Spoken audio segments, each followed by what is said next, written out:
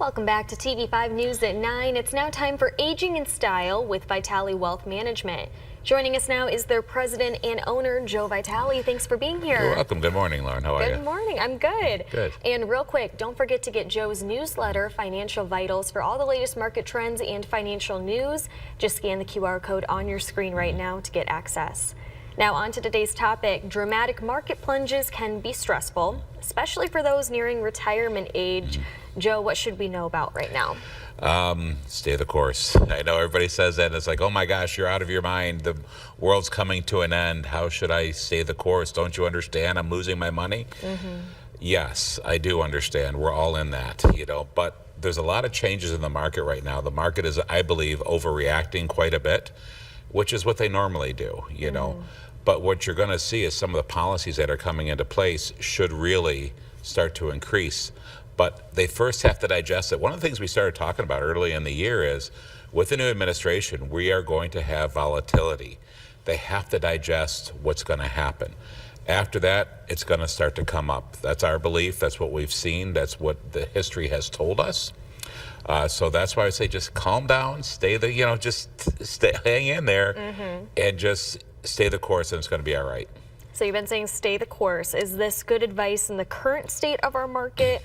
Or should people consider readjusting their portfolio right now? I really think they should stay the course, because the problem is if you come out of the market right now and you've got a stock portfolio, and let's say you're down 13 to 19% right now, then you move it to cash, right? They're like, oh, put me to cash right now. One of my clients called. We've got about 400 clients, and one of them, we got a few calls, right? It's like, well, move me to cash. I'm like, really? You don't want to do that, because when the market comes up, are you going to know when to get back in time, or are you going to miss the high? So just hang in there.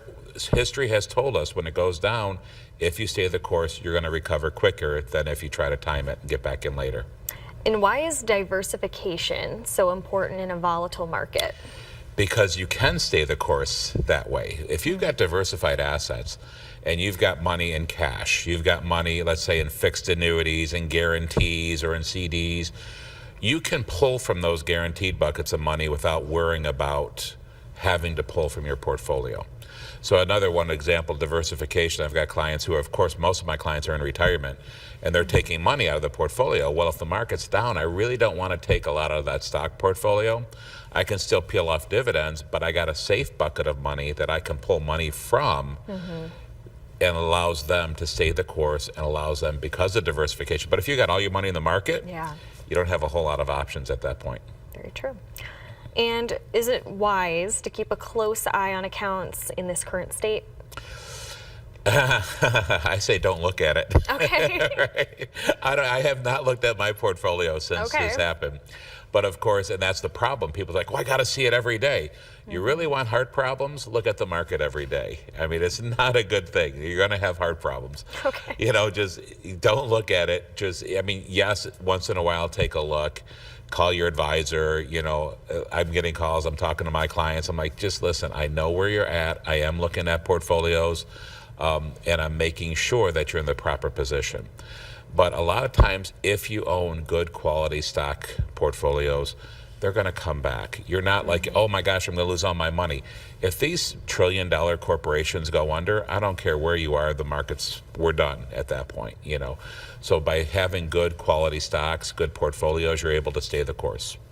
So let's talk emergency funds real quick. Why are these so important, and how much money should people be putting away into one? You should have at least 3 to 6 months of expenses in emergency funds. I mean, as a Dave Ramsey Smart Investor, we preach that all the time. You need 3 to 6 months to be able to have that money just in case. I have clients who say, Joe, I really don't need income right now. But in order to bulk up their emergency funds, I have them peel off the dividends and put that into a stable value account, just so that money can kind of grow and be there to give them more emergency fund if they don't have enough. All right. And are there any smart options to explore that are not tied to the market? Yes, very good. Yeah, there's a lot of great strategies where people's like, well, there's CDs, but CDs go up and down, of course, and they're great, they're safe, right?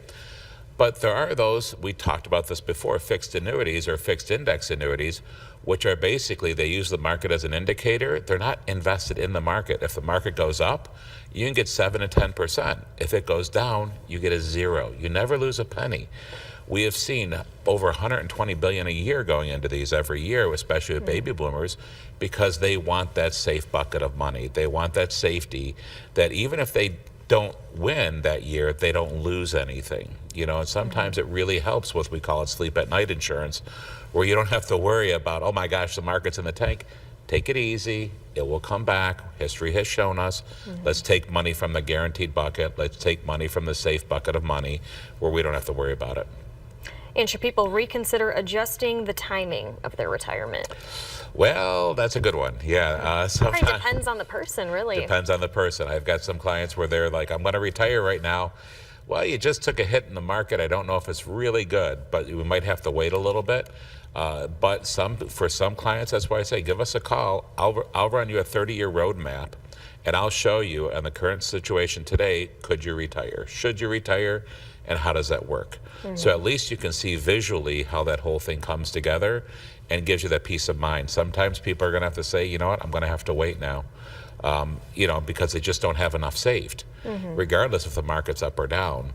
But that's the biggest problem is when you look at the last 25 years, the market's averaged about 7% over the last 25 years. And if you retired in 2000 to 2010, you were flat the whole time. So if you retired in 2000 and you had to pull income, you're not going to make it. You're going to run out of money. But in 2010, you're fine. So you just don't know if you're going to retire in a down market or an up market, and you have to factor all those things in. So that's part of the consideration. Well, I'm afraid we do have to wrap for time. But Okay. Joe, thank you so much for being here this morning. Thank you, Lots of Lauren. great takeaways Thanks for so sure. much. And remember to get market updates and more, go through Joe's newsletter, Financial Vitals. And if you want more information on today's topic, just head over to the Aging in Style page that's on our website at WNEM.com.